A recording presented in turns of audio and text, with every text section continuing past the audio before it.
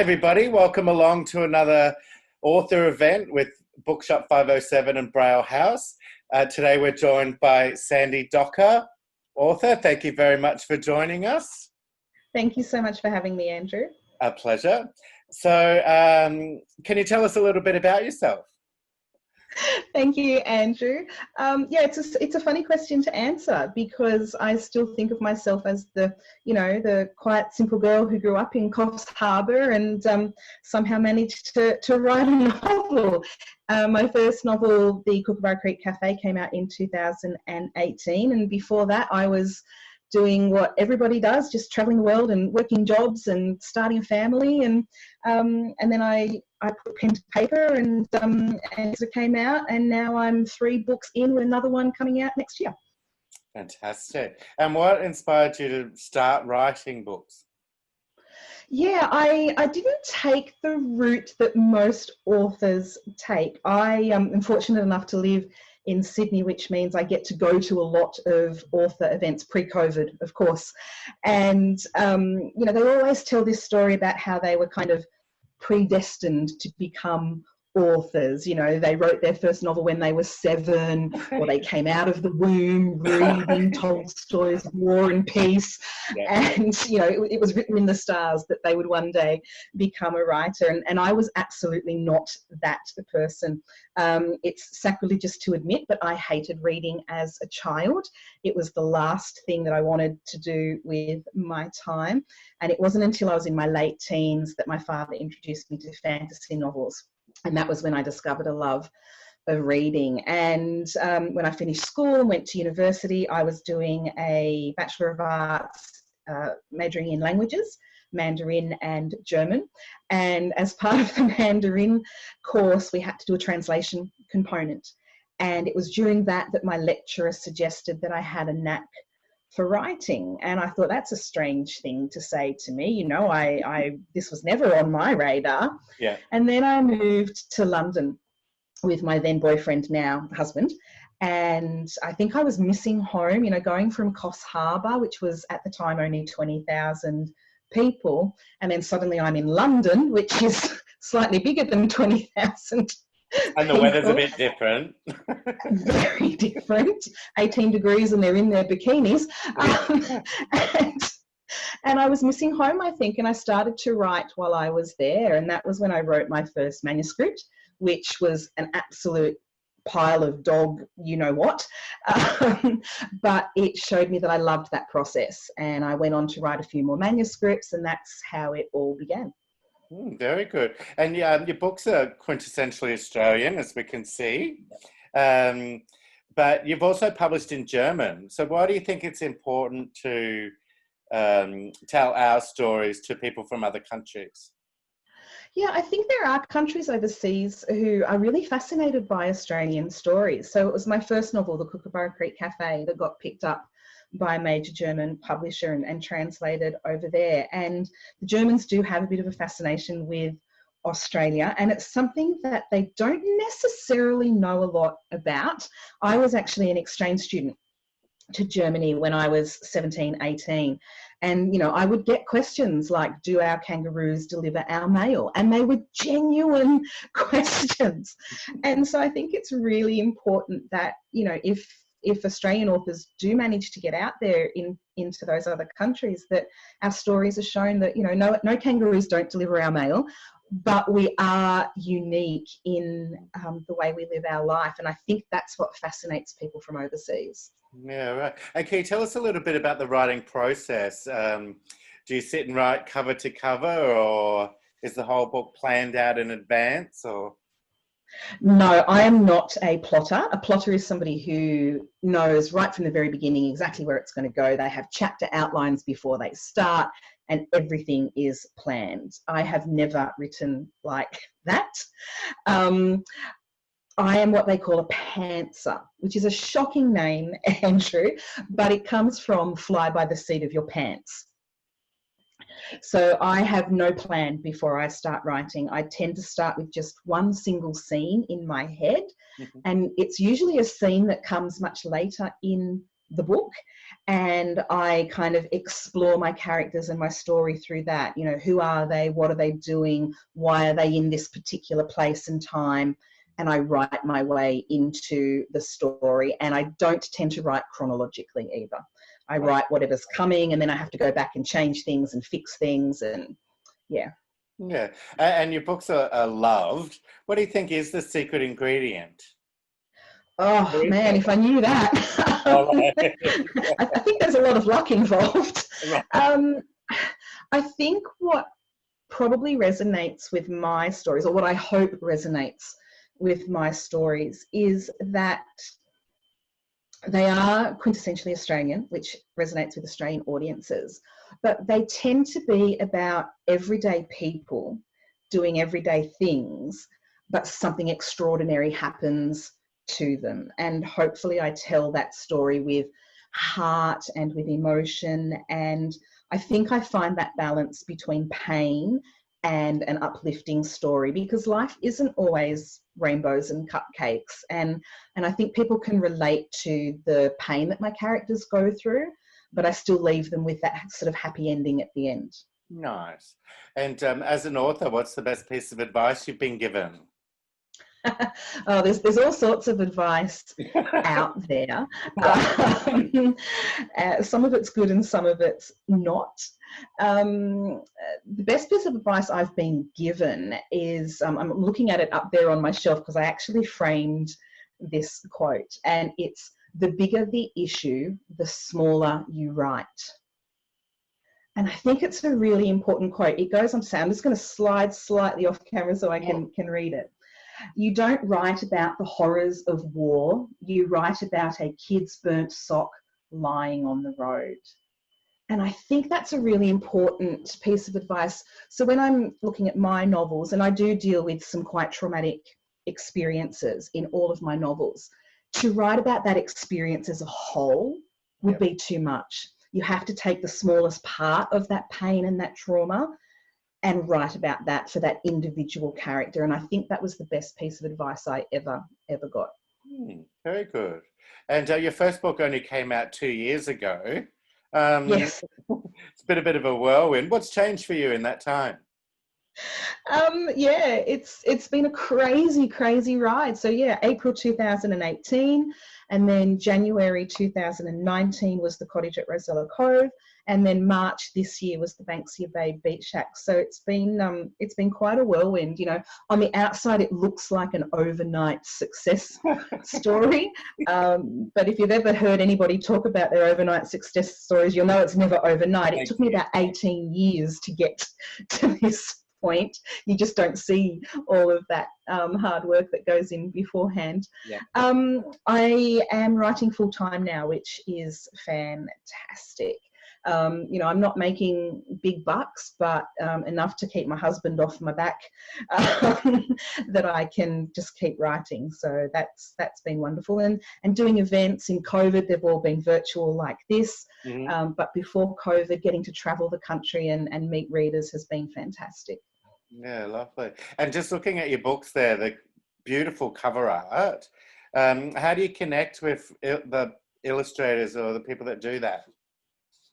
Yeah, well, because I'm with Penguin Random House, which is one of the major publishers in the world, they have a team of artists that they go to for cover art. And I was very fortunate with the artist that they picked for my covers. When they sent me through the draft cover of Kookaburra Creek Cafe, I was over the moon with what she had done. And yeah, and I think she's done a really brilliant job, because as an author, I don't have any say in the covers. It's kind of presented to me, you know, do you like it? And you don't really have the option to say no. But thankfully I love them, and I've just recently been given my cover for next year's book, which is in the same vein as these guys, and it's beautiful as well, but I'm not allowed to share it yet. Oh, okay. And what advice would you give to the younger you, not just as a writer, but in general? Oh man, to the younger Sandie, I would make sure she knows that there are going to be hard times ahead, that she will survive those hard times and to not lose hope, whether that's in her personal life or in her professional life. Hang on to hope. Nice, that's good advice. Yeah. And do you have any advice that you could give our audience who are thinking about writing a book or have written something looking to get published? Yeah, so if you're wanting to write, the best advice I can give is write, write, write. As with anything in life, the more you do it, the better you get at it. And I did quite a few courses in my journey to publication through the State's Writer Centre. And it was amazing to me how many people were on those courses that never wrote. You know, I want to be a writer. Well, what have you written? Oh, nothing. And it didn't, you know, you can't be a writer if you don't write. Yeah, yeah. And, you know, and it's the only way you're going to find out whether you've got the chops to write 90,000 to 100,000 words, and to not be afraid of it. You know, the first thing you write is going to be awful. It is. That there's no question of that. But you've got to get past that stage to then find that manuscript that is going to get picked up. So write if you want to be a writer. And for anyone looking to get published, find one or two trusted readers that you know will be honest with you. So probably not your mum. You know, that can give you feedback. You know, well before you ever approach an agent or a publisher, because you've only got one shot with those guys. First impression, and that is it. So you need it to be as polished as it possibly can be before you hit the agents or the publishers, because once they've seen it and said no, they're not going to look at it again. Yeah, yeah. And why is reading so important? Is it not just for an escape? Why do you think just reading stories is important?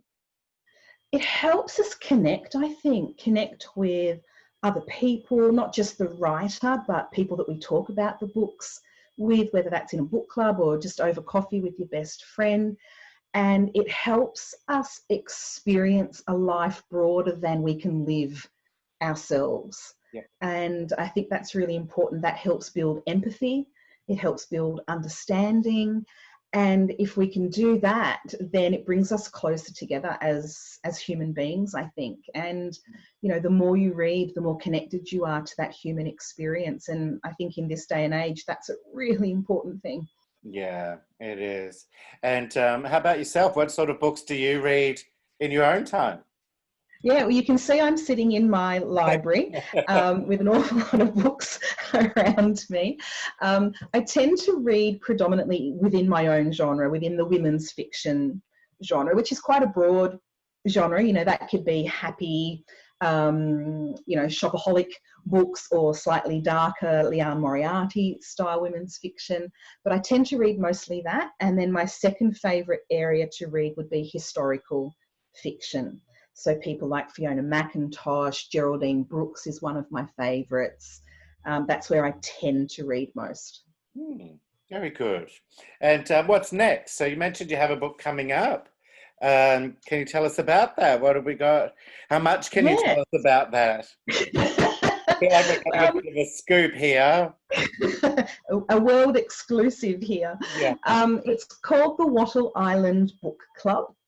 So it is a story about a book club set on a fictional island called Wattle Island. I'm in the editing stages of that at the moment, so it's a little bit messy at the moment. I haven't quite brought it all together, but we have a main character who is a librarian, and she's going through some issues, shall we say, in her life, and she helps set up a book club on this remote island. And for reasons that I won't go into just yet, she ends up on the island, and together with the cast of characters that are on the island, they kind of help soothe each other's wounds, I guess you could say.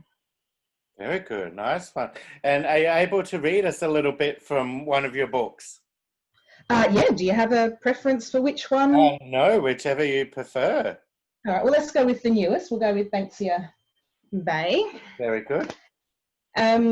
So the story of Banksia Bay is that Laura, who was a journalist, was raised by her grandmother, and her grandmother passes away, And Laura finds an old photograph and a broken pendant.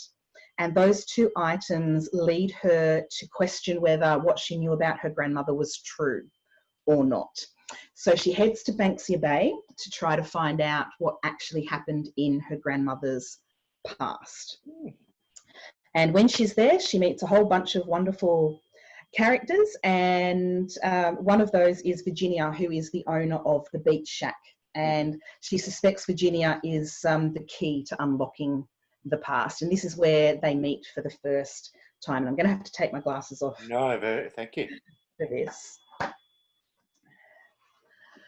Laura looked up from her scribble and watched the waves rolling in and out. The longer she looked, the more colours she could see as the sun rose higher, lightening the morning. Black melted into grey, indigo blurred into teal, bright orange softened into lemon, and she watched. Voices dancing across the sand broke the silence, and Laura realised she'd been staring into the ocean for half an hour. Heath was walking past with old Salty, both of them carrying boards under their arms. She sank into the dunes, hoping they wouldn't see her. A rumble in her stomach alerted her to the fact that she hadn't yet had a coffee this morning. Did surfers drink coffee after a morning in the waves? Maybe if she followed the men, they'd lead her to an open cafe. She slipped on her sunglasses and headed down the beach after them. On the small deck, there were a couple of white metal tables and chairs. As Heath and old Salty sat there, an old woman dressed in tattered denim overalls came out of the shack with a cup of coffee for each man. The front wall of the two-storey beach shack was painted blue. One side of the building was red, another yellow. All of the paint was flaking. Inside, the shack was lined with shelves, and Laura just had to take a closer look. Heath waved to her as she passed inside, but she didn't respond, captivated by the sight before her. Against one wall, painted red, the same as the outside, the shelves were covered with books, second-hand books of all descriptions, from Tolkien to Jackie Collins, from instructional guides on building wooden birdhouses to an unauthorised biography of Hugh Jackman. Against the back wall, painted blue, the shelves were cluttered with knickknacks, ceramic owls, glass ashtrays, carved wooden masks. There was also an impressive collection of shells, more than Laura had ever seen in one place before. On the yellow side of the shack, a worn sofa sat in front of a counter stacked high with mismatched coffee mugs, some in bold plain colours of blue and red and green, some with brightly hued patterns. The woman who'd brought old Salty and Heath their cups stood behind the counter, watching Laura move around the shack. "Can I help you with something?" She looked at Laura over her lime green glasses. "No, I was just... Actually, a coffee would be good, thank you." "Well, first you'll need to be taking those sunnies off. I don't like serving people if I can't see their eyes. You can tell a lot about someone by their eyes, you know." The woman turned to the coffee grinder and set about making Laura's drink. Laura pushed her sunglasses up her forehead and rested them on top of her head. "I'm Laura. I'm renting a holiday house one street over." "Welcome, Laura. I'm Virginia, owner of this little..." Virginia turned to hand Laura her cup and stopped, staring at her. All the colour drained from the woman's face. Virginia's heart beat faster, her breathing quickened. What type of wizardry was this? The woman standing in front of her was the spitting image of Lily. Maybe she was having a stroke. Women her age did that, had strokes, or aneurysms. Did you hallucinate with an aneurysm? "Hey, Virginia, are you all right in there?" Ian called from the deck. "Are you going to give our visitor her coffee, or make the young lady beg for it?" Okay, so that old relic of a surfer could see the girl, then maybe she wasn't hallucinating. Though, given his misspent youth taking any number of hallucinogenic substances, coupled with the fact he was even older than her, maybe he couldn't be trusted either. She turned to glance at the old man and saw Heath standing up. "Gran, is something wrong?" He took the mug from her hand and gave it to... What did she say her name was? Lauren? Laura? He gave it to Laura. The woman really was standing there in front of her, now staring at her with a rather quizzical expression on her face. Virginia and Ian might be so old they imagined things, but not Heath. If Heath saw her too, she was real. Easing into the armchair, Virginia watched Laura out on the deck as she sipped her coffee, chatting with Ian. Who was she, and what was she doing here? Was she a mere coincidence, or was she an echo of the past? Virginia would have to raise her guard. Not that she'd let it down in the last 60 years, not once, not ever. She was always so careful. It was only a matter of time, though, she supposed, that the ghosts of her buried yesterdays would come back to haunt her. Not that they ever left, not once, not ever. Wow, thank you for that. It's so Okay. descriptive. I felt like I could see the cafe from your words. So Thank you. lovely. And where can people buy your books? Pretty much anywhere where you can buy books. So it is in Big W and Target, at any good bookstore. All of the online bookstores also have them as well. Excellent. And thank you so much again for joining us today. It's Oh, thank you for having me. yeah, it's been wonderful. And do you have any parting messages for our audience? I think just be kind to yourselves in this very strange time that we're living in. You guys in Queensland are doing a much better job than those of us down south at the moment. You know, Victoria have gone into a second lockdown. New South Wales are teetering on the edge right now. Be kind to each other, be kind to yourselves. Read to escape if you need to, and just take it easy. Nice, that's good advice. Thanks again so much for joining us. So just a reminder to everybody, Bookshop 507 is here in Queensland, but Braille House loans Braille books all across Australia. So we have members everywhere, even in lockdown. So hope they're all doing well. And Sandie, thanks again so much for joining us today. Thank you for having me, Andrew, and happy winter to everybody. Indeed. All right, have a good day. Thank you. Yeah.